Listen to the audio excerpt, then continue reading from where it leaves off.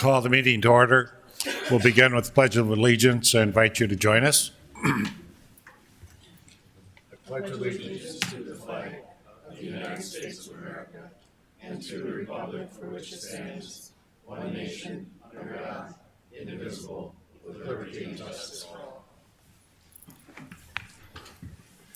Roll call. Kolpak. Here. Pepcorn. Here. Preston. Here. Strand. Here. Mahoney. Here. Health. COVID-19 boosters and flu shots are available at a variety of locations throughout the community.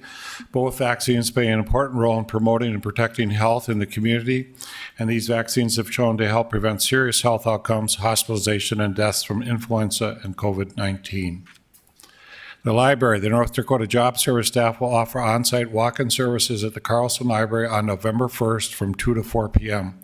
This session is free and registration is not required. Services available include job-seeking assistance, veteran services, information on training programs, resume building assistance, limited unemployment insurance assistance, and migrant and seasonal farm worker services.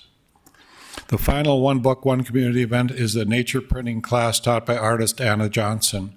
Adults can register to learn how to create imprints on paper using fresh plant materials such as leaves and flowers. 2 sessions are set for November 12th at Downtown Main Library.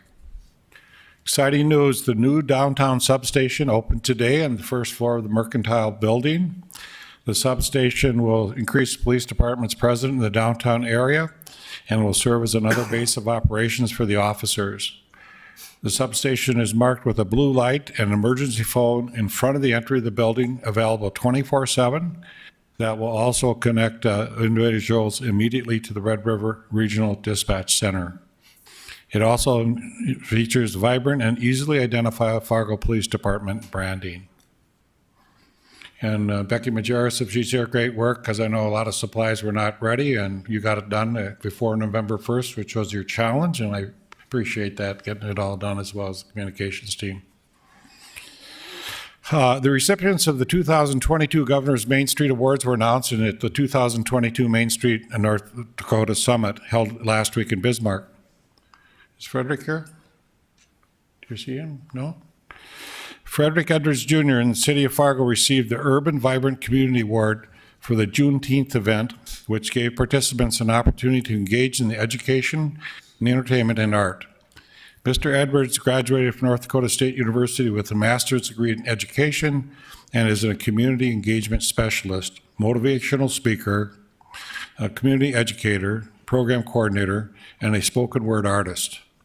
The Juneteenth event features artists, food, community resources, poets, singers, and dancers, and the goal of a family-friendly celebration to recognize Freedom Day and promote the cultural and ethnic heritage that embraces and remembers the past, appreciates the present, and prepares for the future. Congratulations, Frederick, for your excellent act of working to differentiate and enhance the quality of life for all our residents. Now we'll have to wait to give that to Frederick till he comes. Commissioner Kolpak received it in Bismarck at the time, but in the Main Street events, this is the first time we've gotten an award for the city of Fargo, so I'm really excited about it. The other thing we had went on is Commissioner Kolpak's pretty excited about our water now. The Bismarck Water Plant Superintendent Jim Kershaw is appearing virtually with us tonight and wants to say a few words about Fargo's recent award for the best tasting tap water in North Dakota. Welcome, Mr. Kershaw, and I hear you're going to try to make Troy Hall a little happy tonight. I might embarrass him a little bit, if that's okay. That'd be great. All right, well, it's probably 3 to 4 minutes, so I'll spread along because I know you guys got important business to do, but greetings, Mayor, Commissioners, and citizens of Fargo. I'm Jim Kershaw, Superintendent of the Bismarck Water Plant. Happy Halloween. No, this is not a Halloween mask. It is my real face I was born with. Commissioner Kolpak asked me to speak about the best tasting water award the city of Fargo won a few weeks back. Sounds like you guys did pretty good in Bismarck here. Right, Commissioner Kolpak? Between the water award and the one you just got, sounds pretty good. Yep. But I'm here to congratulate Fargo for winning at the 2022 North Dakota Water and Pollution Control Conference, beating out Bismarck and Mandan. Congratulations. The North Dakota Water Pollution Control Conference consists of a group of professional operators, engineers, directors, suppliers, and regulators who work in water, wastewater, stormwater, and the public works sector. These professionals meet every year on a rotational basis in the cities of Bismarck, Grand Forks, Minot, and Fargo. Attendees earn continuing education credits, network with others, and learn about new technology and regulatory issues. If you remember last year, the water conference was held in Fargo. And after that conference, I sent the City of Fargo City Commission and the newspaper an email about how I noticed the recent water quality improvements that your whole team had done to make better water. This year, your hard work was recognized statewide at the recent conference in Bismarck. I want to give the commission kudos for giving your water team the technology and tools to make higher quality water. I also acknowledge the water plant staff's dedication and professionalism for making a new to them process work very well. I first met Troy Hall because we serve on the board of the North Dakota section of the American Water Works Association, and he is the current president of our group. And he's kind of an upstanding guy too, in case you haven't met him. But when your team got the award at the conference banquet, Troy was very gracious and said how he was proud of the job we all do in North Dakota to provide safe, clean water. I couldn't agree more. I remember going to some of my first conferences in the mid-1980s. At those taste tests, the water either smelled funny or tasted bad or maybe both. In my 38 years in water treatment, everyone in the state has greatly improved. It is very hard to tell the difference between the samples now. We have come a long way in technology, processes, and professionalism. We in the water treatment field usually only hear negative comments when water isn't there or something bad happens. A lot of the customers don't understand the commitment required to provide service 24/7, 365 days a year. Not to take anything away from first responders, but a lot of the city staff are essential workers. Please appreciate your staff and what they do. The operators, maintenance, and lab staff can be on shift work. Some work weekends and holidays. When COVID-19 started in 2020, I bet that adjustments were made in staffing and there were no major disruptions in water service. I also bet there was some great commitment and dedication to the job seen during the April blizzard this year. There are also now supply chain issues with treatment chemicals and equipment, cast iron main and lead service line replacement to improve water quality and distribution system. There are also new regulatory compliances like PFOS and PFAS to deal with, among a lot of other things. We do it because we take pride and commitment to our communities and our profession. Your team is something to be proud of. As a city commission, tough decisions will have to be made on how to proceed with infrastructure development and how to deal with the issues that growing communities face. Listen to your staff and get good advice from them on the hard decisions. It takes a strong team within the city to work as a cohesive unit to treat, test, distribute, and provide customer service for the water provided. It also takes leaders on the commission to make decisions on the spending of funds where and when it is needed to make growth demands and improve water quality. I think everyone involved works hard to meet all regulations, stay on top of current water issues, and provide the best quality water they can for everyone who lives, works, and visits the city of Fargo. As for the taste test, I was happy that you won, even though you beat us this year. We look forward to going up against Fargo and the other cities next year at the conference when it is held in Grand Forks.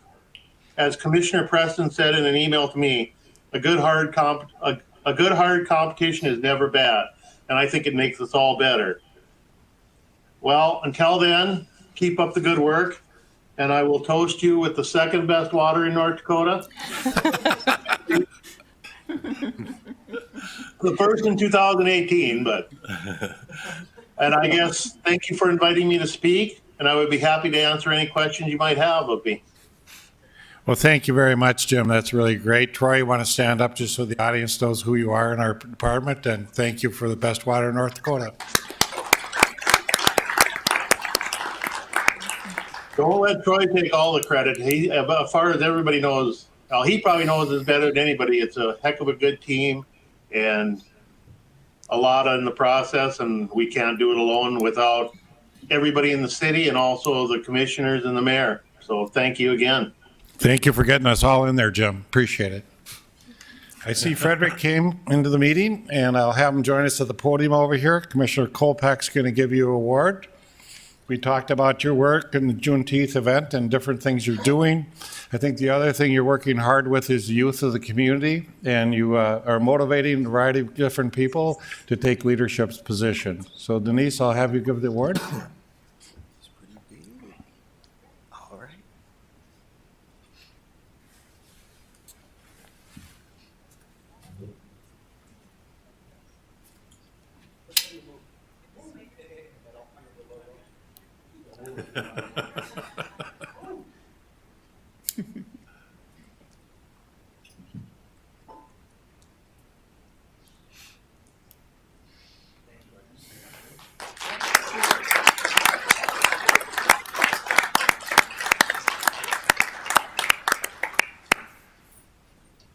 Yeah, I'll make this short and sweet because my daughter's got to go Halloween trick or treat. I'm just thankful and grateful for the community. This day is the oldest event in American history, and so I think to celebrate it in Fargo, in North Dakota. When I went out to Bismarck, I thought it was funny that Fargo is the most diverse place in North Dakota. So if we're going to start here and make that melting pot here, I think that's beautiful. And I just appreciate everybody who's been a part of this process, especially the city of Fargo supporting it, making sure that it happened, and all the people that you reached out to. And excited to say that I don't think this will be our last time getting an award, and hopefully we'll keep on rocking and rolling. So thank you all so much.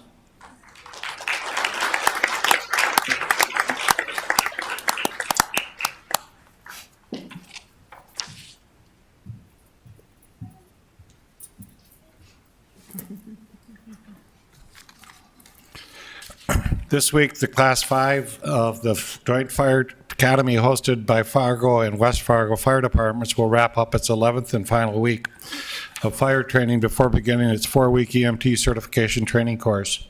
This video takes a look back at some of the highlights of the intense training these recruits undertook as they worked to become the newest firefighters in the metro area.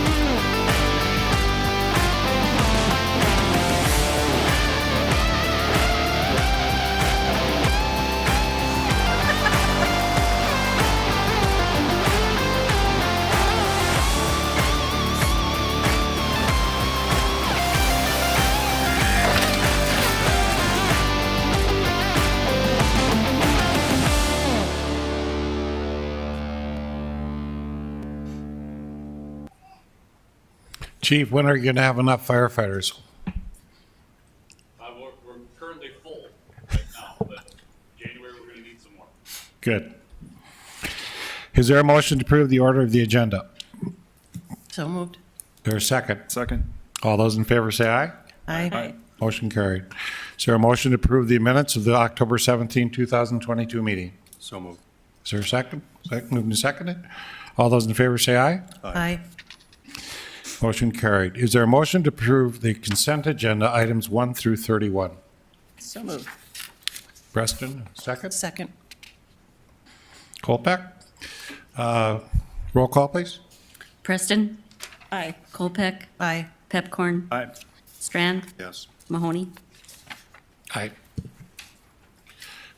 This is regular agenda time. It's the time for residents' comments. Please be advised of the rules that we have at this time. And David Marmer is up first.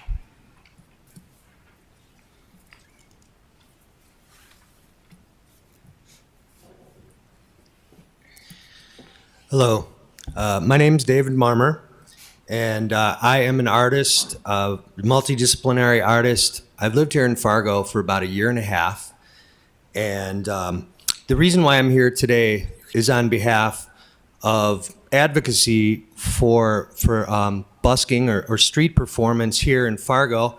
Hopefully, I can help you to understand why it's something that's really of benefit to the community.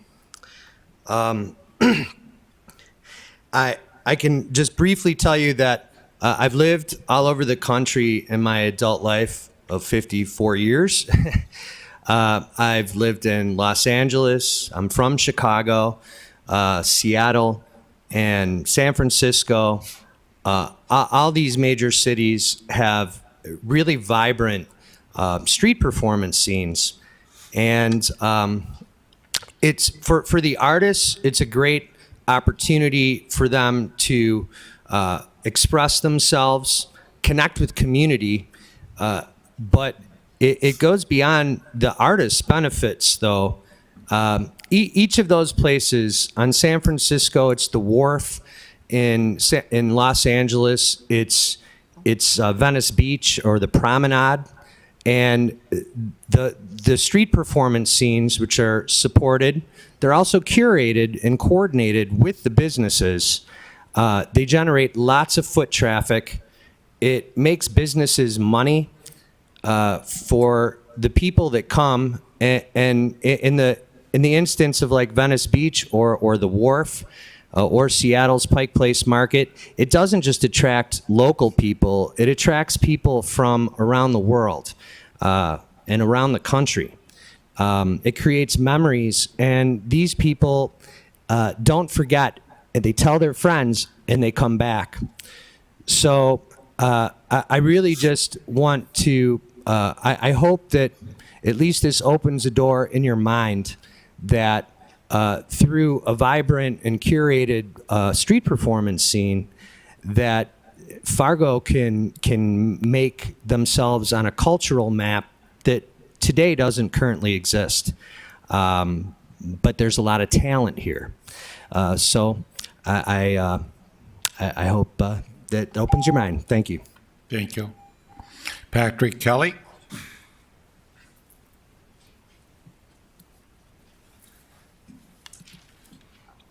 Hello, everybody. Patrick Kelly is my name.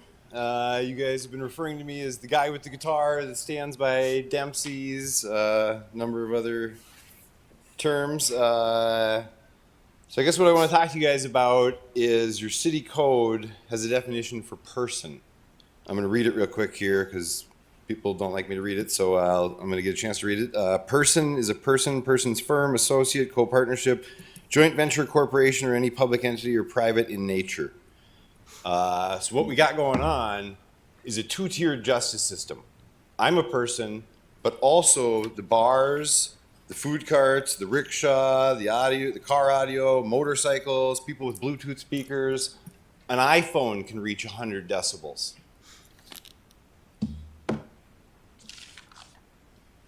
So what's going on is I'm being cited criminally up to $1,000 fine. Not to mention I've gotten all kinds of other tickets. Your police officers in this city, who I appreciate very much, and I love police officers, I don't know whose directive they're under or how high it goes or where it goes, but they're not doing anything about the businesses playing the music after 10 p.m., which are performances. They're just pre-recorded performances done by DJs. The music is being pumped out onto the streets. I try to play under that level, and I have police officers come up and write me a ticket, and I say, okay, guys, that's fine if this is how we're going to do this, but now you got to go up and down Broadway and write tickets to every single other person who's violating the code. And the other night it happened to me when I got this ticket, which is a criminal citation again. I don't really have a criminal record, I guess, until now. I'm being accused of that. And the young lady who's an officer said, I'm going to do that. We are going to do that. And then she got to phone a friend. She decided to make a little phone call and get a directive from someone above her, I believe a lieutenant or whoever it is.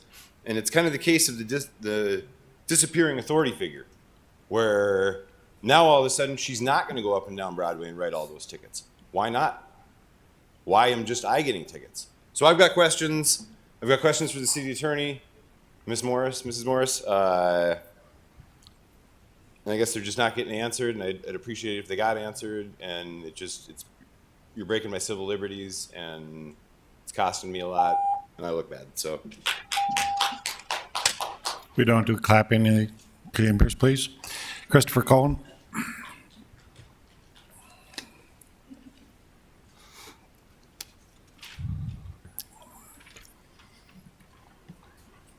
Yeah, I'm Christopher Cohn, Fargo resident.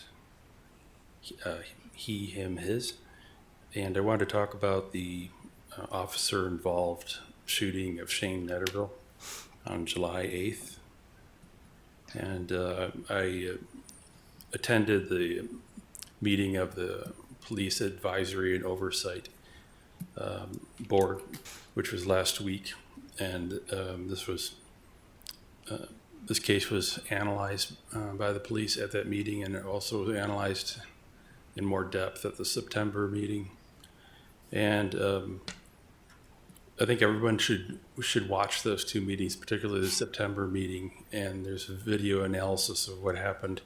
And I find that what DC Anderson, Deputy Chief Anderson of Criminal Investigations Division, his analysis, I don't think it matches up with what I'm seeing in those videos, because at 05 seconds, the car restarted for a second time. It was in the garage facing outward. 10 seconds later, the vehicle started to move. That was 15 seconds. At 16 seconds, the wheels start to turn sharply or move toward Officer O'Brien. But that's not what I see. They're not turned sharply. They're turned slightly. And that's because the guy wants to get out of the garage and turn right and go down. That's the way out. At 17 seconds, he says you hear the vehicle accelerate. There's screeching of tires. I didn't hear that, but I watched it, and the vehicle moves very slowly out of the garage, not fast. And also, the officer had moved across the front of the car. So he was on the right side of the car, front right, and then when the car restarted for a second time, he then crossed over the front of the car to the left side. So he placed himself in danger, which he didn't have to do. He said he did it so the other two officers would have a better view into the van where there were three occupants. And when the vehicle came out of the garage, it didn't strike the officer. So it wasn't able to hit him. It wasn't aimed in his direction. So that's proof right there that it was not going to hit him. But he's claiming that he thought it was, or at least the police are. DC Anderson is claiming that he perceived that he was going to get hit. I don't think it matches the facts, though. Item 33, public input opportunity. Chase Roberts Edition, 70701 7th Street South, 555 and 653 8th Avenue South, 800 6th Street South. Approval recommended by Planning Commission. It's a zoning change from single dwelling residential, limited commercial, to a PI, public and institutional, and to repeal the existing conditional overlay. This is a first reading of the rezoning ordinance, and Don is dressed appropriately. Thank you, Donald Kress. You're going out for Halloween? Thank you. Good evening, Commissioners. Or since it's Halloween, I suppose I should say good evening, Commissioners. Donald Kress, the Department of Planning and Development. This item includes an ordinance prepared by the City Attorney's Office that is included in your packet. As the Mayor has stated, this is a zone change in the Chaz A. Roberts Edition, which was platted back in the late 1800s. The area affected by the zone change is outlined here in red. It includes several properties. These two properties here are Hawthorne School. This is Island Park as a reference. As Hawthorne School, this is the building that was most recently bought by the Fargo Public Schools to be their new district office, which prior to that was the RDO building. This property across 7th Street is a parking lot that goes along with this administration building. And this property here is Dill Hill Park, which is owned by the Fargo Park District. So there are several properties involved in this zone change. As you see on the zoning map here, there are several different zonings. There is limited commercial with a conditional overlay. The yellow is single-family residential, and the green is PI. And this, the goal of the zone change here is to zone all these 5 properties to PI, public and institutional, which is the appropriate zone for government-owned facilities such as parks and schools and school district administration offices. This zone change came forward originally because of a proposed subdivision to combine the Hawthorne properties and expand on Hawthorne School. In the next few weeks, you'll be seeing that plat come before you on a consent agenda. We're not considering that plat tonight, Commissioners. But since the school district was rezoning to PI, staff suggested that the Park District might join in that zone change, and so the entire area would be appropriately rezoned. This is the site here, just some views here, Fifth Avenue South. Here we see the north side of that administration building and the hill that's Dill Hill. Again, looking on 8th Avenue South at the administration building and Hawthorne School. And then here is standing on the other way, looking west. Here's Hawthorne School, the new district administration building, and Dill Hill here. So again, to just unify the zoning, by rezoning to PI, the provisions of the conditional overlay are no longer necessary that was there on the LC, which was designed to protect the or give predictability to the development. In the PI zone, that is much more predictable than it would be in the limited commercial zone. So that conditional overlay is no longer necessary. The project representative, Scott Kobinger of KLJ. Oh, thank you, Scott. And Donna Johnson of the Fargo Public Schools are with us this evening and may wish to address the commission. The Planning Commission's recommendation is stated in the staff report and shown on the screen. This concludes staff's presentation. Thank you, Commissioners. Is there anyone present wish to speak to this zoning change? Anyone present wishing to speak? If not, we'll close the public hearing. Do I have a motion? Mr. Chairman, move the recommended motion. Is there a second? No second. Moved and seconded. Any discussion? Roll call vote, please. Preston, Aye. Colpack, Aye. Pepcorn. Aye. Strand, Mahoney. Aye. Thank you, Commissioners. Number 2, proposed amendment to the 2022 HUD Action Plan. Do you have Rosseth to speak to it? And you coordinated with Don, I see. Nicely done. Yes, we actually did. I think Nicole's also going to join me in case there are any questions related to the core neighborhood plan. Hello, I'm Tia Braseth. I am with the Planning and Development Department, and I'm here to introduce item 33B, a public hearing on a proposed amendment to the HUD 2022 Action Plan. Just so you know, no action is required this evening. This is just a public hearing. Final consideration and action will be at the November 28th City Commission meeting, so in a couple of weeks. We are currently in a 30-day public comment period, which will end on November 18th. So far, no comments have been received on this item. The purpose of this amendment is to reallocate $500,000 in CDBG funds from a previously canceled activity, which was the Kmart multifamily rental project. You may recall me coming here this past summer to cancel that project due to ineligibilities with CDBG funds, and that we would be back to reallocate those funds. So that's what the purpose of this amendment is. A project has since been identified. This amendment proposes reallocating those funds to our previously approved core neighborhood affordable housing development project. These funds will allow for the acquisition of property in the Madison Unicorn neighborhood at 3129 7th Avenue North and 802 32nd Street North. It's highlighted in orange on this map up here, and that is the Madison and Unicorn core neighborhood, one of our several ones. These parcels are adjacent to each other and would be purchased together as part of this proposal. There are currently no development plans for this site other than affordable housing in the future.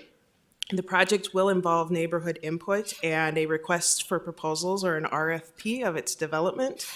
An RFP can be expected within the next year or two. At that time, the city will seek an experienced affordable housing developer through the RFP process. And housing will be limited to households earning 80% or less than the area median income with a minimum affordability period of 15 years. These are the minimum requirements of using HUD funds for this purpose, like all of our other projects that involve that area median income and long-term affordability. So unless there are any questions from you, we can open the public hearing. Again, there's no motion required this evening. This is just a public hearing opportunity.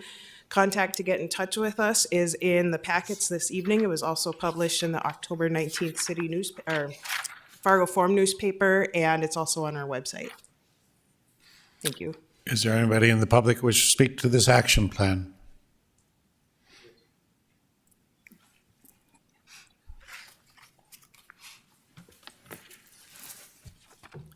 Yeah, so I talked to somebody in the planning department today about this project, and I wish there were more details about this, like how many units would be at at this property, and also if there are any other properties that were considered. Um, the person I spoke to said that currently there's no other properties that would be considered for this project, but it would be interesting to know if there are any others in other core neighborhoods that were thought about. And also, from living in a low-income complex that was built in the 70s, what I learned is that it's not a good idea to concentrate low-income people all in the same place. So it's really a good idea to intersperse them throughout the city, and also because they work in different places throughout the city. And it exposes people across socioeconomic scales when they're spread out more. But maybe that's not possible with this project, but that would just be one of my questions regarding it. So, but I'm really appreciative of this project because we really do need more low-income housing projects. Thank you. Any comment to that? Unless you, Nicole, wanted to address that, I would just say that during the community public input process, when we work on, before drafting the RFP, we would probably seek the number of units and what the residents of that neighborhood are looking for. And is in terms of looking at other sites, this 500,000 was proposed for the previous Kmart site, but that fell through. So this is our second backup option. For an amount of this much money for one project, you do need to work with a bigger piece of land, and that isn't the easiest thing to find right now in Fargo. And maybe a little bit of history, how this property came to our attention. Just since we're not randomly buying property for anybody watching. But basically, back a few years ago, annually the city issues notice of funding applications. And so property owners or developers or nonprofit agencies submit projects for our attention. And this property was submitted to us by the current owner, which is Jesse Craig. And he worked with our office. It was selected at that time as a project. And our staff at that time started working on a partnership with Jesse Craig for our LIHTC project. That project ended up not panning out. And at this point in time, we know the pressures our development community has in achieving affordable housing, LIHTC projects, et cetera. And so we see this as a really great opportunity to take what we're learning from our housing, our kind of regional housing study, the work of the HUD action plan, as well as our core neighborhood plan and our neighborhood outreach to figure out what that other type of affordable housing product looks like. So we're not necessarily envisioning something right now that we're used to seeing in our affordable housing type of portfolio. And we know from other developers in the past who have tried to develop affordable housing projects in the community, they've been having trouble connecting those dots. And so we're in the process of learning more why those financial dots don't come together. So it's going to take us a year or two to get all those pieces together, but we had the opportunity to use these funds. First of all, we have a timeline to use these funds by, and based on the work we had already done with the current owner 3 years ago, I think we've taken 3 runs at this property through HUD funds, and so we already had a lot of the previous research done for the environmental reviews and things like that. Is there anybody else present who wishes to speak to this project? Chris, I think you know there'll be a lot of public input on this one, so. I just wanted to throw in, with this project, I know this might be a little bit beyond the scope just slightly. When I think about this, I think about the arbors that has a high crime rate. You know, there's a lot that goes on there, but I think at the root of it all is lack of access. I think affordable housing is great, but I think that access for the people who live there, having programs, things that provide them opportunities to grow beyond just living there is important. Workshops. I've looked at like affordable internet for the arbors, different things of that nature. So not just providing them with housing, but opportunities to grow as contributing members of our community. I think that's a really big thing that we should also look at to make sure that the people who live there are flourishing and not just having a place where, they're being stagnant, because then the whole place becomes a problem to the city. Thank you. Any other comments? We'll close public hearing. We don't have to do a motion. This is just an announcement. Thank you very much. Mr. Chairman, if I could just ask a Mr. question. Preston? So the full 823 is actually to purchase the property, is that right? Yeah. Okay. Number C, hearing on a dangerous building located at 509 21st Street North. It continued from a 10/17 regular meeting. Sean Radnick to explain.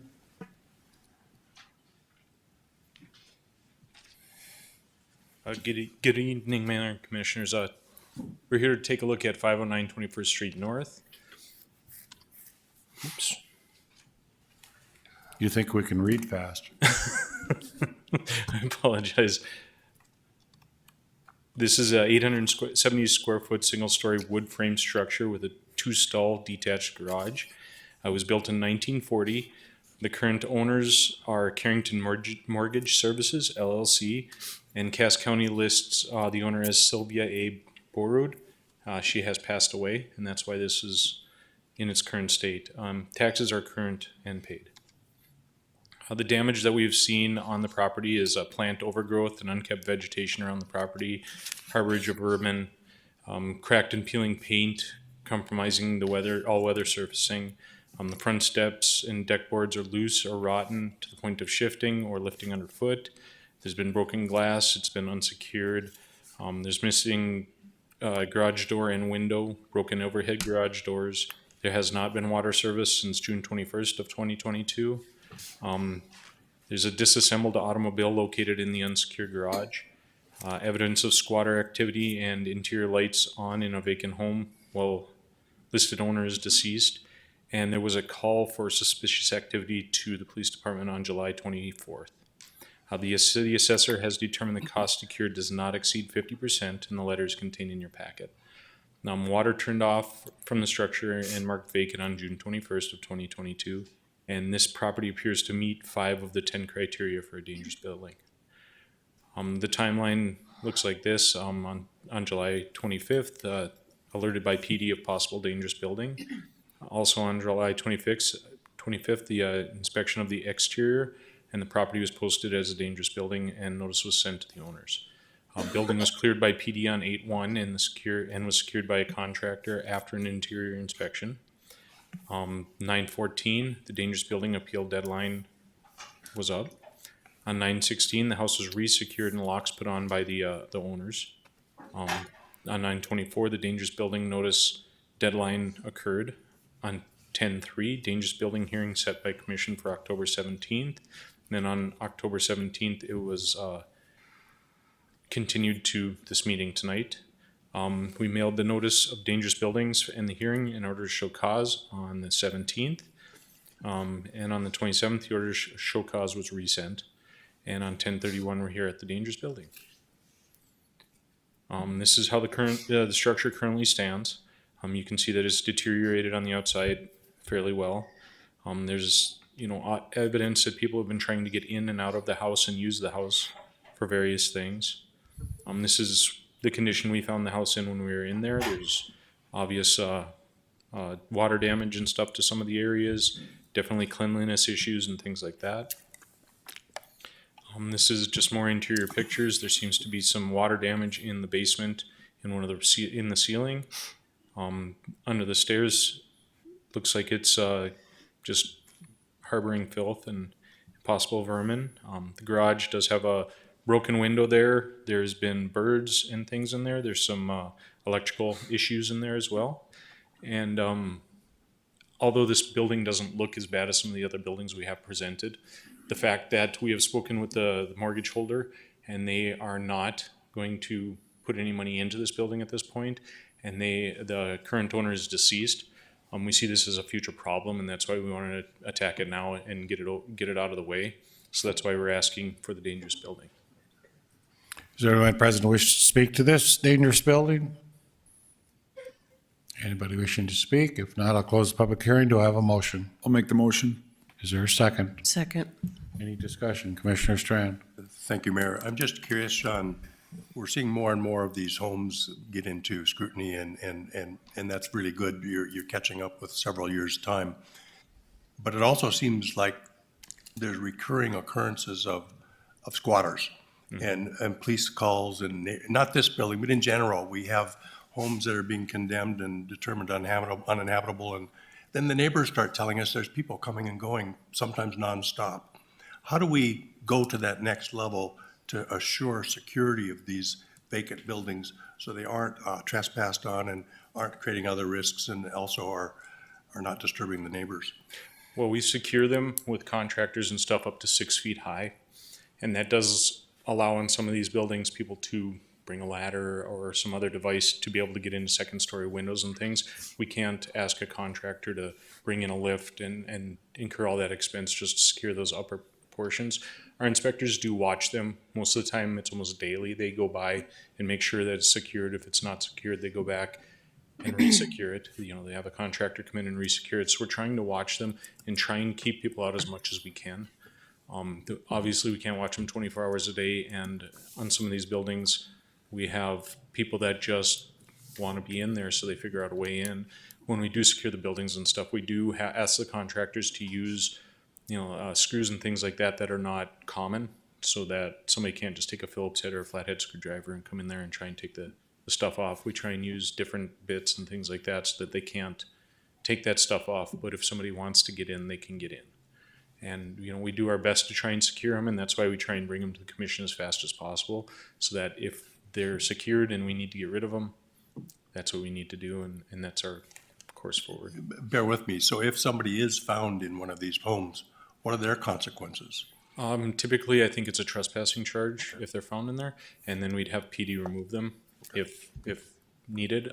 There is a particular building out there right now that we have secured as best as we can, but we do know there's still people coming in and out of there a lot. That one is a very unique circumstance, and we're treating it with kid gloves basically, because the owner-occupied building is combative with police, and we're trying to mitigate as much interaction and as much violence as possible. Thank you. Any other discussion? Roll call vote. Pepcorn? Aye. Colpack? Aye. Preston? Aye. Strand? Yes. Mahoney? Aye. Hearing on a dangerous building located at 1812 7th Street North. Sean Radnick to explain as well. I didn't even have to leave for this one. Here we're talking about 812 7th Street North. This is a 1,952 square foot, 2-story wood frame structure with an attached garage. It was built in 1900. Bridget R. Von Bude is the owner. She's currently in a assisted living facility in Detroit Lakes. Last year, the last year that the taxes were paid in full was 2018, so it has been delinquent since 2019. Description of the damage: there's been multiple attempts to contact the owner, but because she's in an assisted living facility, it's very difficult. Taxes have not been paid since 2019, no waters since 10/16/2020. Neighbor reports squatter activity and service calls to Fargo PD. Items from the exterior of the home have been moved or are missing. Both sides of the front door are left ajar and unsecured. Interior of the home, viewable from the front door, shows water damage to the interior surfaces and smells of urine. Exterior surfaces are weather damaged and show signs of rotting. Multiple holes, missing siding all over. Window casings are damaged and have signs of decay. Front porch is rotting and falling off. The garage door is damaged and not in the track, and it's harboring rodents and infestation. The gutter system is damaged, fence is damaged, and the lot is overgrown with volunteer trees and weeds. The city assessor determined the cost to cure exceeds 50%, and the letter is contained within your packet. Once again, the water service was turned off on 10/26/2020, and this property seems to meet 9 of the 10 criteria. This was alerted to us in 2021, and if you note, the timeline is extended on this one because it was very difficult to get a hold of the owner of this property because she was in an assisted living facility. We had to track her down to make sure that notices were served properly and things like that, and that just took extra time on our inspectors, but they did find her and they did notice her property. So on 12/10/2021, we were alerted of a possible dangerous building. Notice of violation was sent to the owner, which we sent it to the property, and that was not correct. So on 12/10/2021 to 9/8/2022, that was the time that we spent trying to find the owner, make sure that the notices were served. And, you know, there were just multiple attempts. We finally did get in contact with somebody that was at the facility that she was at so that we could get the notices to her, we could get the information to them. On 9/9/2022, inspector noticed building was unsecure from the street. Also on 9/9, the notice of dangerous building was posted and sent. On 9/13, the exterior inspection of the home was conducted. On 9/15, PD cleared the structure, interior inspection conducted, and the building was secured by a contractor. On 10/12, the request for dangerous building hearing sent to the mayor and commission. 10/26, the inspector and city assessor assessed the structure to determine the cost to cure. And then also on 10/26, we received the cost to cure 50% letter. On 10/27, the notice of dangerous building hearing and order to show cause was sent by certified mail, and we're having the hearing tonight. Here's the structure. As you can see, there's a lot of damage on the exterior and stuff due to weather. You know, the garage door does not function. You know, it was overgrown, and I apologize, these pictures were taken in December, a lot of them, so you're gonna see snow on the ground, but that just plays into the fact that it was very difficult to get a hold of the owner. The middle picture there is actually broken windows where people are trying to get in, we assume. This is the front of the structure. You can see that the deck and stuff is pulling away from the house, and it's structurally unsound. The garage door there does not open. This is the interior of the structure. There's holes to the exterior. Somebody kicked in the front door and was trying to get into the building. There's water damage everywhere. This is just more water damage, crack in the foundation that we observed. There's multiple pipes in the basement that are broken and rotted away. There's still a fuel tank on the property, so we don't know what's in there. This is just more evidence of harborage of rodents and bugs. And then here's the recommended motion. We'll stand for questions.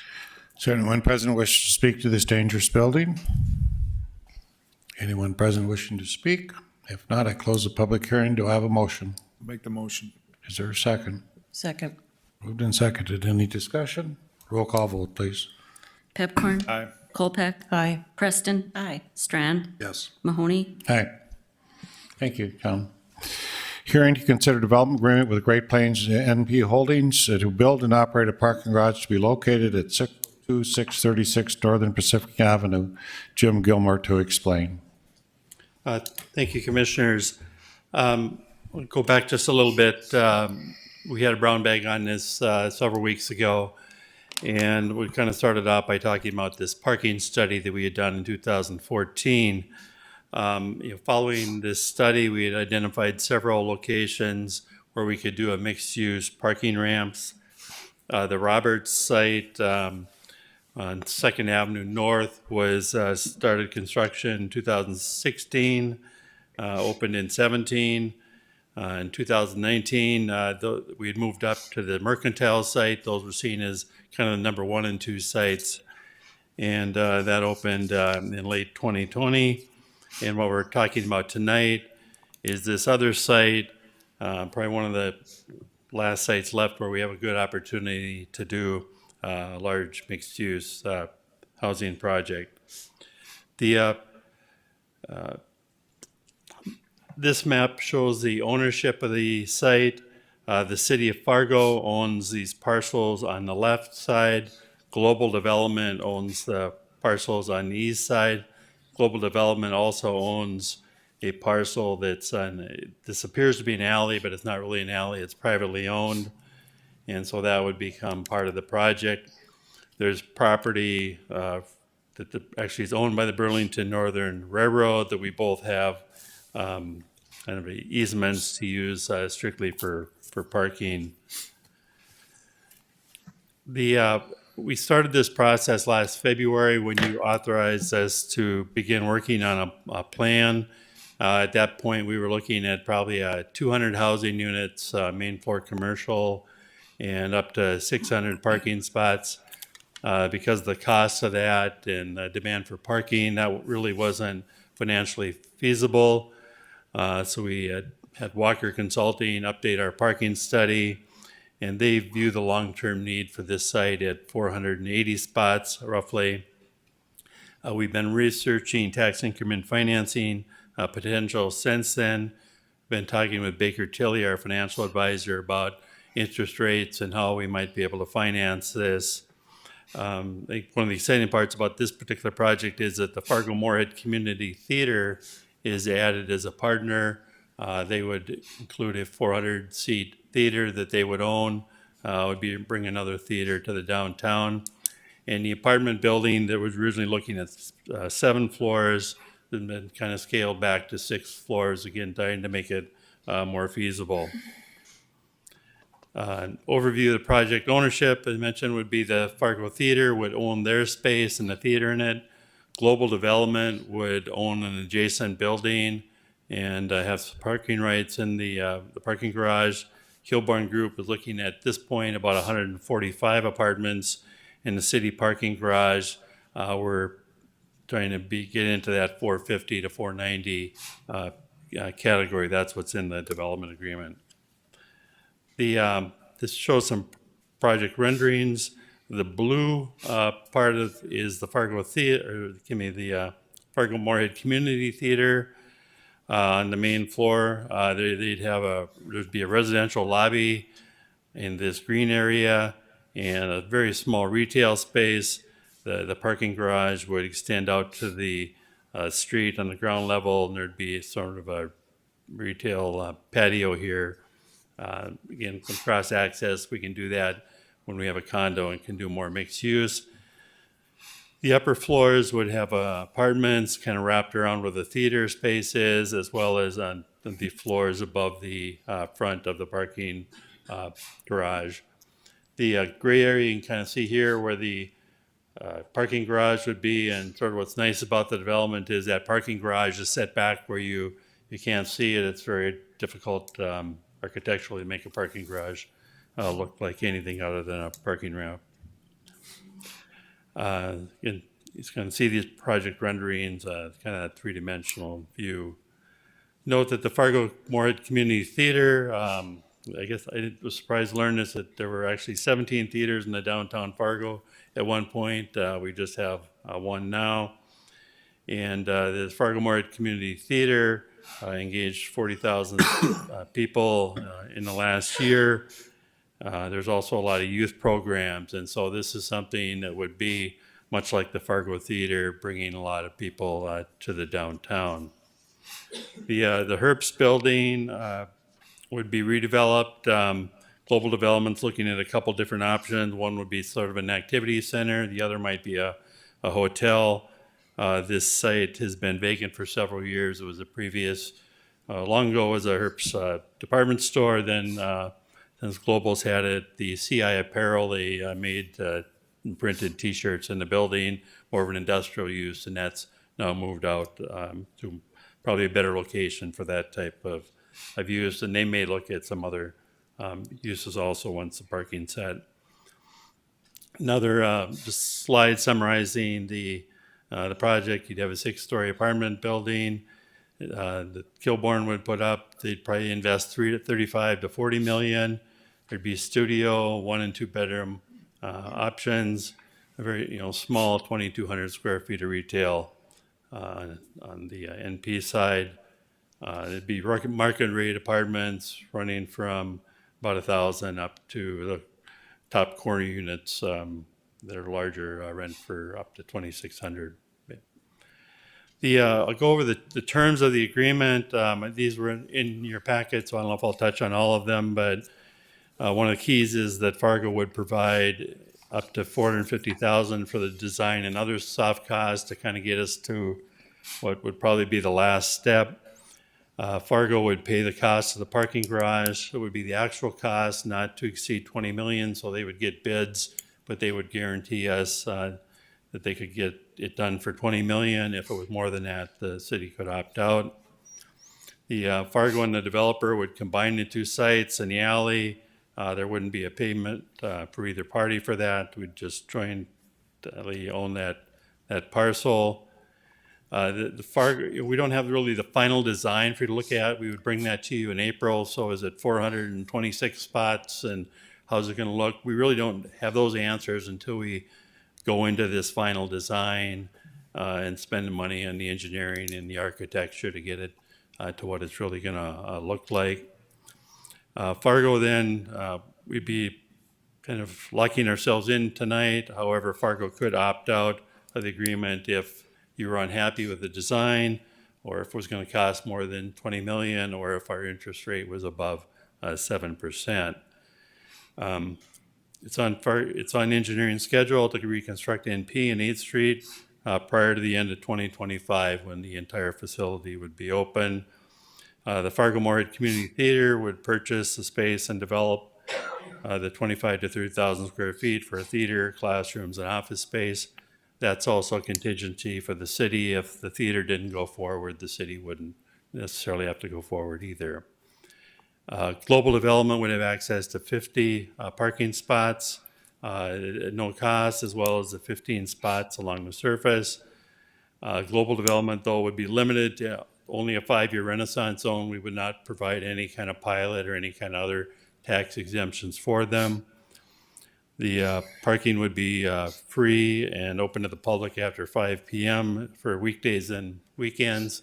That's important to the Global Development people as well as the theater. Any incentives for the development for the apartments would be limited to the Renaissance Zone 5 years, and then up to a 5-year TIF note. That would be dependent on them qualifying based on our criteria. We've gone longer for that, but we're trying to get TIF money. We're holding that back, so there's this 5 and 5 would be the maximum. Each apartment would have the option to rent 1 parking space in the parking garage, and they would pay the market rate set by the city for other users of the parking ramp or garage. And then the development will certainly conform with all city regulations, including zoning, engineering, and building codes. The financing of the parking ramp would be $4 million from the parking fund. There would need to be a bond sale of $16 million. There'd be multiple ways to repay these bonds. What I'm suggesting here, and these could be adjusted some as the mayor proposes the 2024 and 2025 budget. But we could look to parking fines, $200,000 annually. That's about what it's running this year. It's down some. It's been up as high as $500,000 in the past. We anticipate that the parking revenue and the ramp would be $300,000 annually. Probably only $100,000 the first year as it slowly opens. We receive parking revenue from our other parking facilities. Once these facilities are paid for, like the Civic Ramp, the GTC, our 2 surface lots, they generate very positive cash flow. And we're, one of the ideas is to put an addition onto the Civic Ramp. That's one of our high demand ramps. Use the TIF funds from the Riverfront TIF for that. That would bring in about another $100,000 a year. It'd be in a new additional TIF district that would be key to the thing. We look at some budget revisions, but then there's also going to be a general fund shortfall in that first 8 years because it takes a while for the TIF income to come in, both the existing TIFs and the other TIFs, and it takes a while after these short-term property tax exemptions expire. The proposed new TIF district, again, that would be key to this, would be I'm proposing this boundary. The TIF revenue would come from primarily initially the Kilbourne Apartments and the Herbst Building. Fargo Moorhead Community Theater would be a very small amount because they have a pay at a lower property tax rate. 56 Broadway, kind of a vacant parking, or not, it's a parking lot on Broadway. They're looking at redevelopment, and I think the availability of parking might speed up that development. And that's what we've seen around other parking facilities is that when you build them, then people have a place to park, and so they're more likely to fill in those vacant parking lots. Now, 501 Main, we have a pending sale here and redevelopment there, and then if you've been by the Bell Bank building, there's a major redevelopment there that will increase that building's value and could contribute to the tax increment financing district.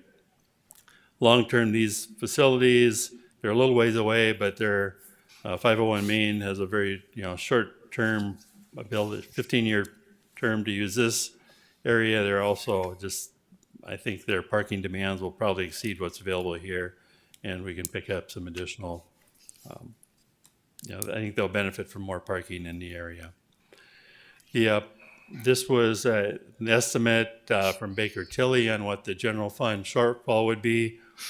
I should note on here that this did not include any assumption of a parking rate increase or that the TIF values would increase over time as building values. So I think they're conservative in that these would be sort of that high amounts.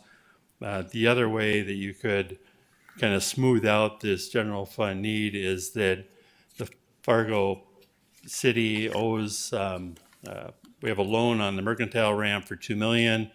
We're setting aside money for that now, so we'll be able to pay that in 2029. If we use that money short-term, that $2 million, you could decrease this by $2 million, but then in 2029, you're gonna have to go borrow the $2 million. But further out, you're able to pay that off because, again, this TIF revenue and other revenue starts to come in. So, this could probably be smoothed out to, I was estimating about 1.2 million in a more optimistic scenario.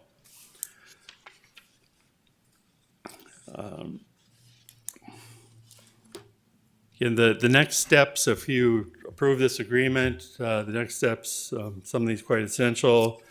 One would be to submit a subdivision application to plat the parking lot. It's unplatted, just to work with planning and engineering and get that done. That's a requirement. We'd want to hire a parking garage consultant to be our representative to make sure that the parking garage is adequately designed and constructed. We'd want to create that renewal plan in that TIF district and bring that to you for your approval. There'd be further out, there'd be a Renaissance Zone application from Global as well as the applications from Kilbourne Group that would go through our regular process. And then in April, you would need to review and approve that final design. Baker Tilly would prepare for the bond sale, and then the addition on the parking ramp with riverfront funds. I think that probably a little bit longer discussion with what other things are in that riverfront plan and what the priorities are, how this would fit in with that. If you don't do one of some of these, then the general fund shortfall would be greater. So the final contingencies, if we approve the plan in May, and then we're really locked in as long as the costs come in below 20 million, as long as we can sell the bonds. So those are the kind of the safety things that we have. If for some reason the costs come in exceedingly higher, interest rates shoot up way above what we anticipate them to be.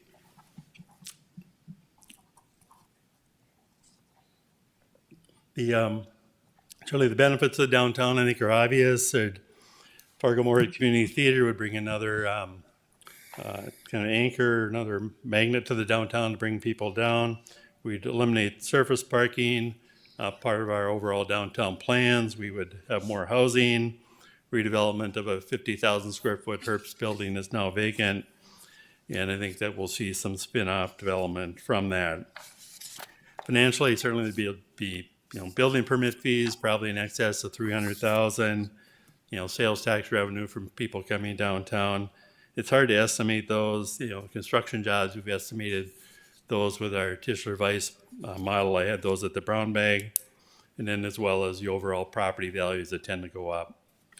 Our other partners are here tonight. I don't know if you have any questions for them. Both Fargo Moorhead Community Theater, Global Development, and Kilbourne Group representing the Great Plains NP Holding. So be happy to answer any questions before you open the hearing. Could you put the recommended motion up, Jim, please? Thank you. Discussion. Commissioner Pipcorn. So, Mr. Chair, first of all, it's an excellent collaboration when you have all these different groups. I think that's just a great thing. And I think it's obviously to have the FM Community Theater in the downtown, that's another great thing. I do think we have to get a little finer point on the financing. I think that's the main concern. I think we all support the project, but it seems like a lot of potential funding sources, and I think we still have time to get those. Maybe you can correct me, Jim, but I think from my perspective, I support the project, but it just seems like there's a lot of potential sources, but I think we need to have those completed before we nail down the project. I guess that's my main concern. So can you talk, do we have more time to get that more refined, or do you need that decision soon? I think it's a go or no go tonight. I mean, I wish I was here 4 weeks ago. If we're going to really get this designed, I think there are multiple ways to get the financing finalized, and we can work with the finance office, Baker Tilly, and yourselves in terms of how are we going to plug this into the 24 and 25 budget. So I think there's multiple ways to pay it off, but if we wait too long, I'm afraid the Fargo Moore Community Theater will move to some other location. Mr. Preston. So I would have the same concerns. And it seems to me that there were some red flags probably that Baker Tilly communicated in their letter. One of the things that is concerning to me is what would be the total hit on a general fund budget. It sounds to me like, well, the 81,000, you're draining the parking fund, as I understand. And then any parking revenue that would be going back into that fund to refund it will actually be going into making the debt payments for this one. So it seems like a pretty big hit on the general fund. I mean, I think the Baker Tilly estimate is it's at $3.5 million if we don't have any increase, if we don't have any property, values go up in addition to the $281,000 a year. How long do you have to do the $281,000? I think that depends. You might get out 10 years and find that that's no longer needed. It's all going to depend on the parking revenue and how fast the other property values increase.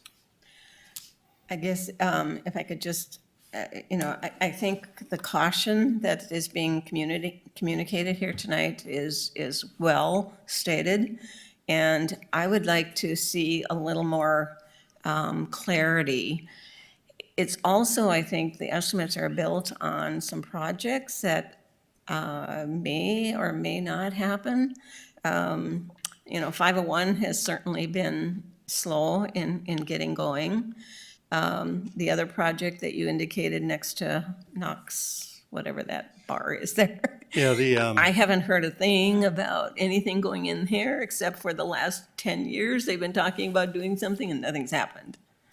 Yeah, and I think that one we anticipate that is much further out. So if either the Fort Knox site or the Barnett site doesn't come to fruition, that doesn't upend the whole deal. But we see Bell Bank's under construction, 501 Main, that is not closed yet, but we have 3 other parties that would love to buy that site and do the development if that one doesn't come through. And then the Herbst building and the apartments are sort of locked into this deal already. Randy, do you want to commit to what you're thinking about with your building? You kind of wanted to wait for part of the buildings to go up before you did your part, didn't you?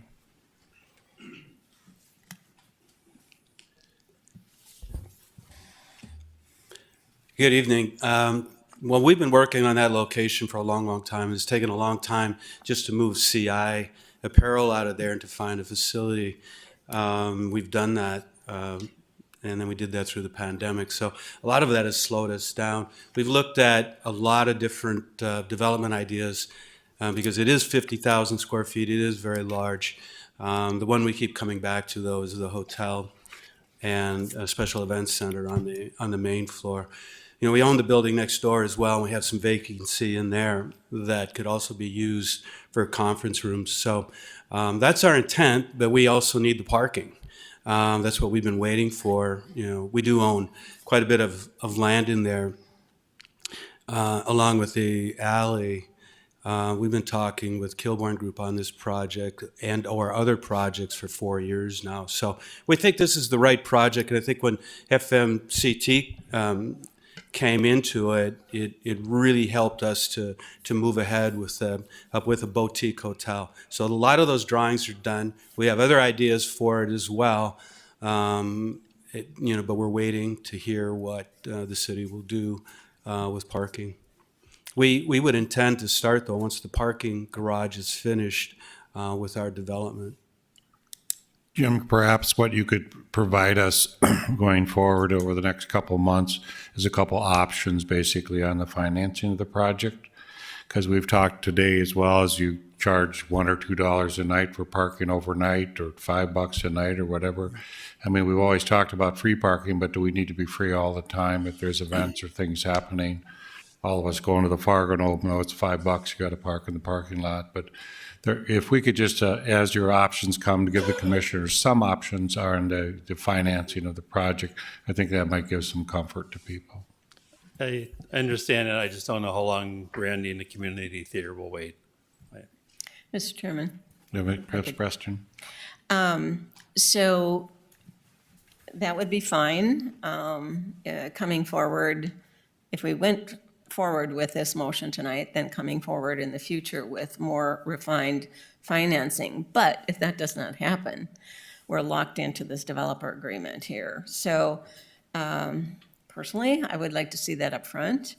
The second question that I would have is, it still isn't real clear to me what the hit on the general fund would be and how would we accommodate that with the budget? It's a question for the mayor. He'd have to build it into his budget.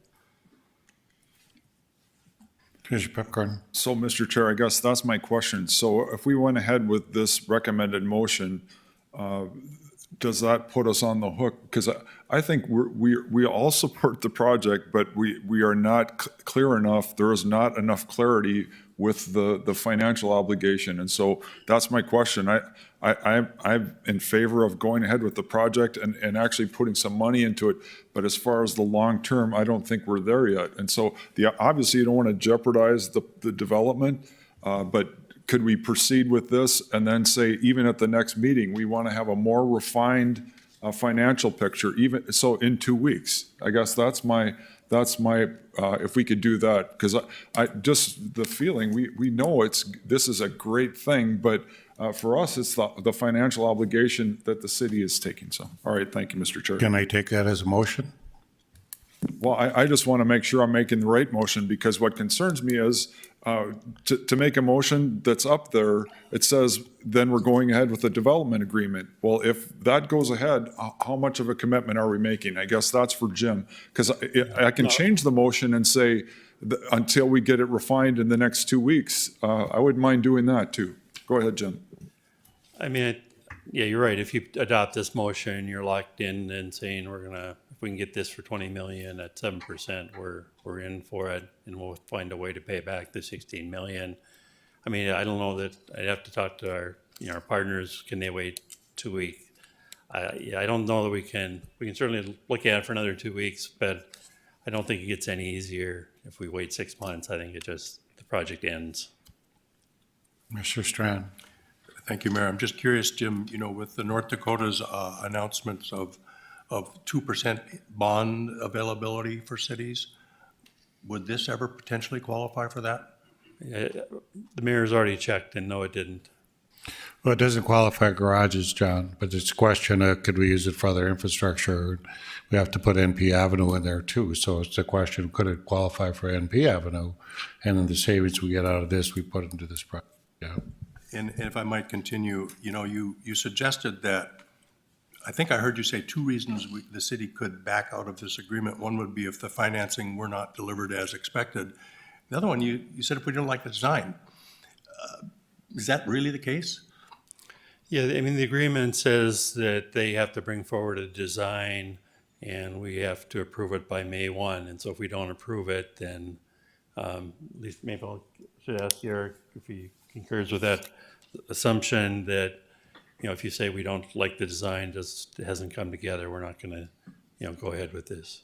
And if I might continue, my last question, Jim, and I see Eric is behind you, Eric Johnson, but when this process began, so that people will understand where my vote ends up being on this, my biggest concerns in a sense of learning was if you have a public asset and it's going to be potentially put out to the public to be developed or improved.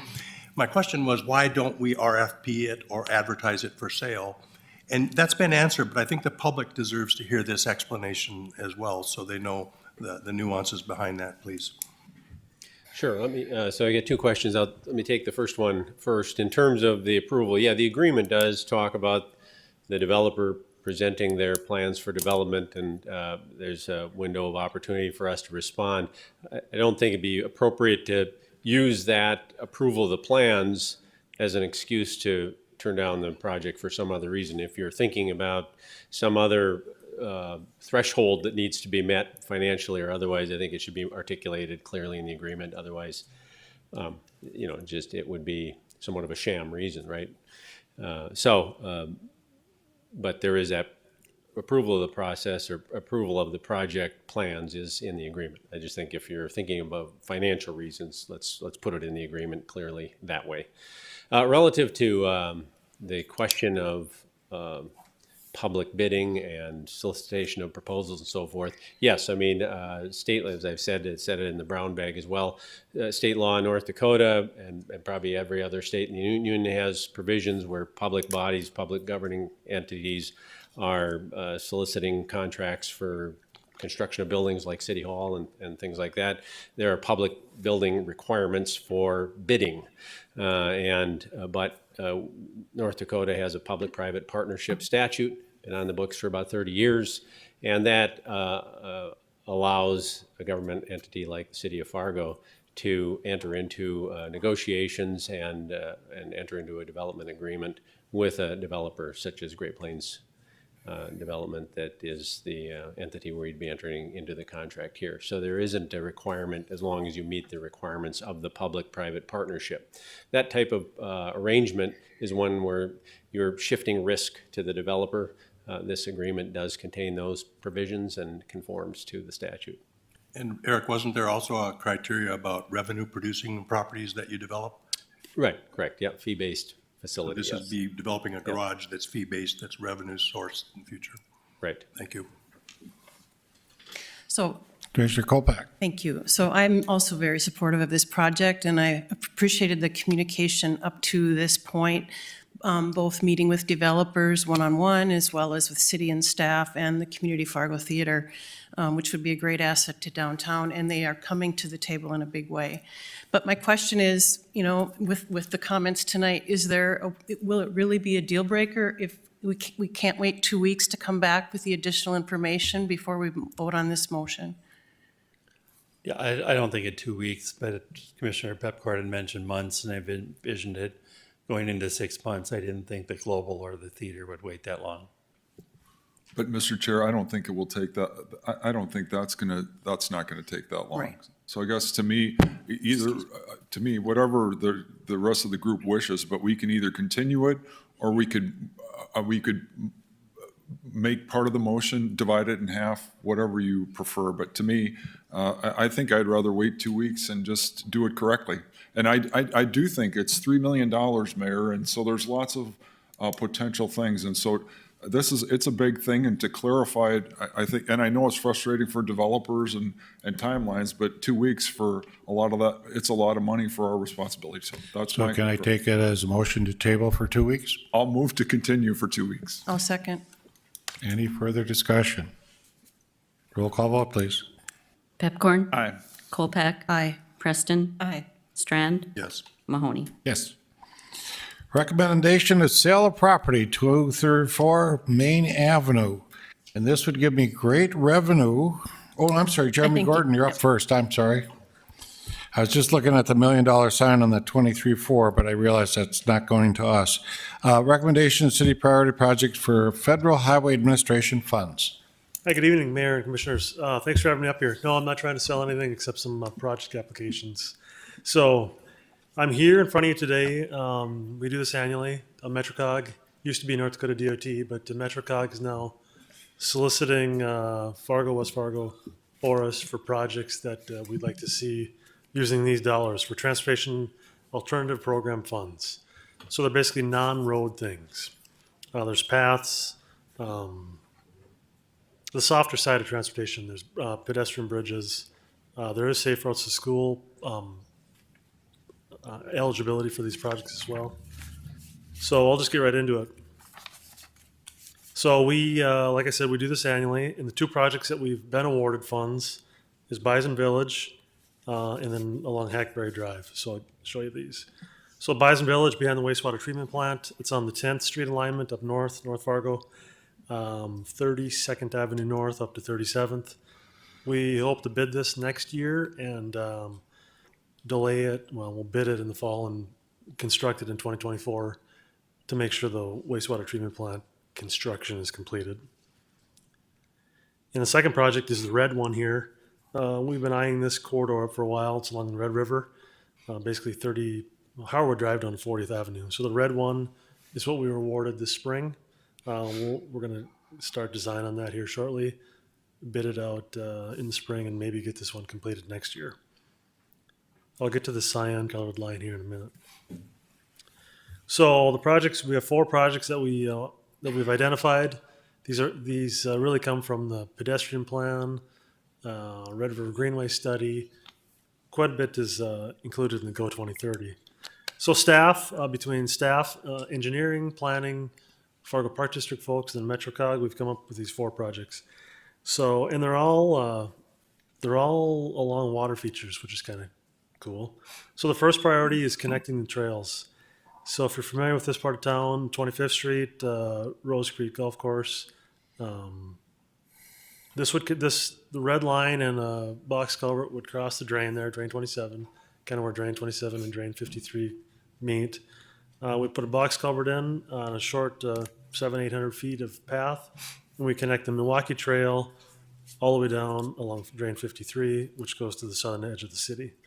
So the cost on this would be $875,000 total, and we'd like to get 80% federal or $700,000 federal.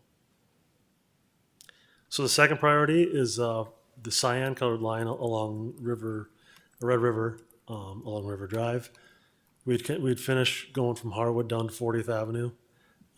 This project is $740,000 total. We're asking for $592,000 in federal funds.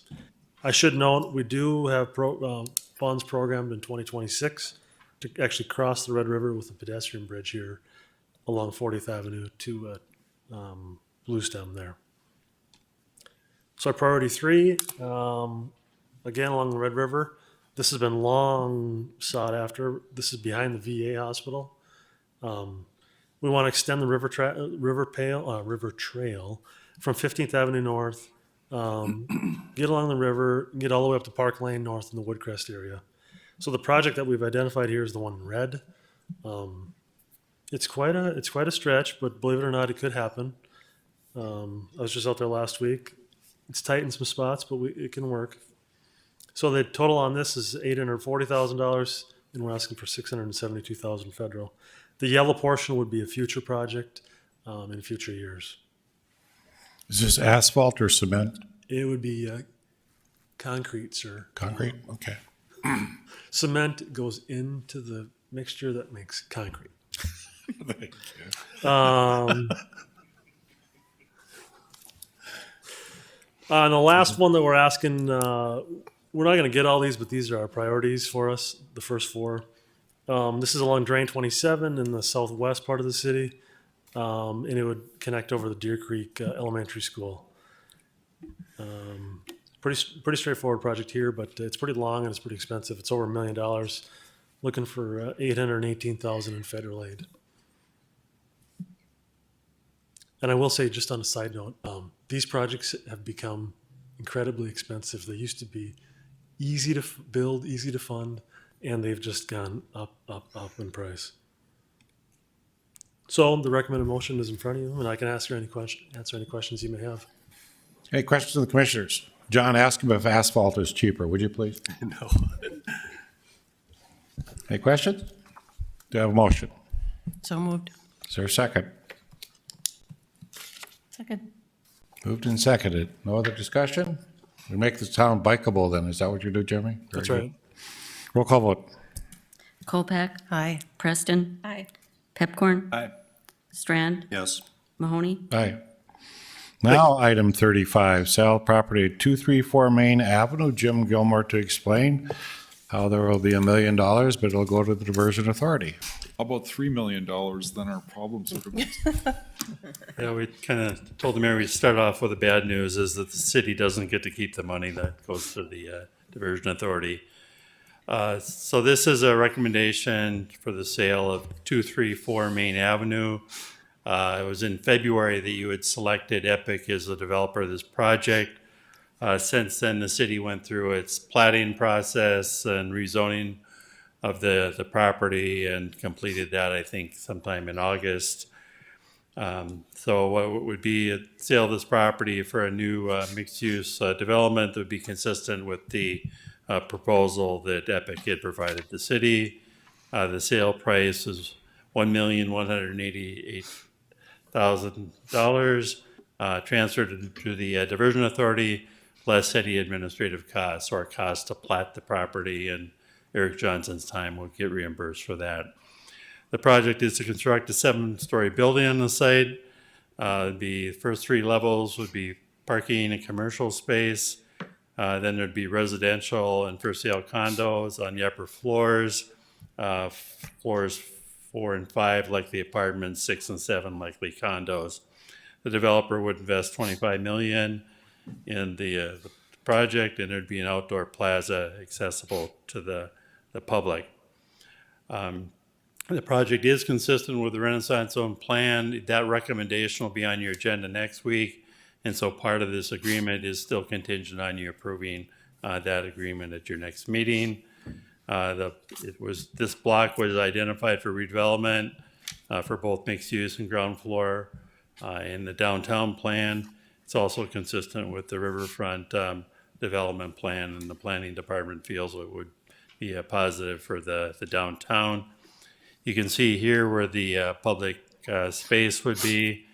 This would be open to the public. They could close it for some short-term events throughout the year, but part of their proposal was to provide this public plaza space that would not be built on.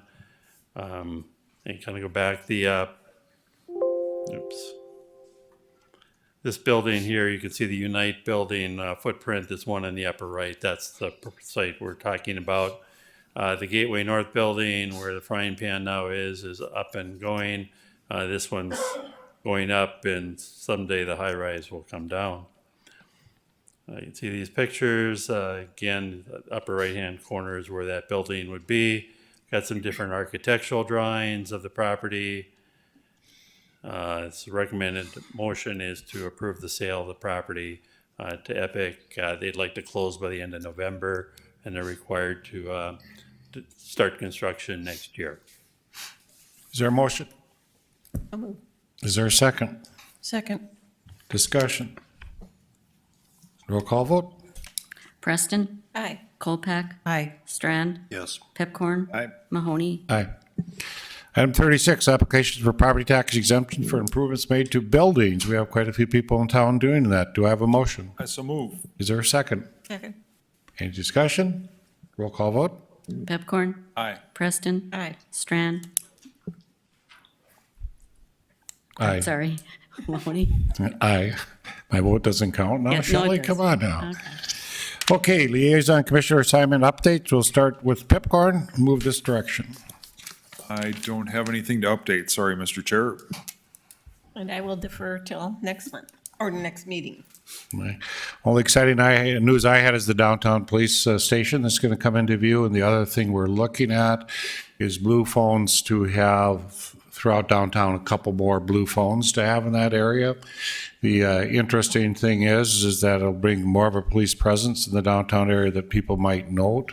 But I think after we went out of the downtown, it's nice to bring that back to the downtown, to have them downtown again. So I think that will help. This last weekend, Chief Police with Highway Patrol and with the Sheriff's Office came in and did another weekend sweep. A lot of DWIs that we get are driving under influence that we find at that time. And found numbers up there that we were a little surprised about, but similar to last weekend when we did this, Chief, is that correct? Yeah. But we're hopeful that we'll continue find more policing downtown and hopefully make the experience good for people. Good comments on the Red River market that we had. They did record numbers this year, and it was a good turnout for the downtown community. Commissioner Kolpeck. So I just have 5 quick slides here. On my updates, the fire department, as we've talked about, will complete their initial firefighter training this Friday, followed by emergency medical technician training. And today is the end of Fire Prevention Month, and all elementary schools received a fire safety message from one of the deputy fire marshals, as well as a show and tell by fire suppression crew where students were able to see the equipment carried on the fire trucks. Next, the update for solid waste department. Throughout the month of November, the city of Fargo will partner like they did last year with Minnesota Recycling to promote cans to cartons. Last year with a matching grant, they were able to raise over $600, which equated to over 1,500 cartons of milk for students. The water treatment plant continues to be innovative. As we kicked off tonight's meeting, we heard and witnessed. Over the year, the City of Fargo's water treatment plant oversaw the installation of a vacuum swing absorption system, which purifies air to produce 92% oxygen, which mitigates our need for liquid oxygen from Minneapolis. So it generates more self-sufficiency for Fargo, and nearly all of the oxygen for the ozone system is now originating from this system. It's anticipated to pay for itself in 4 years and hopes to be in place for 20 years of service life.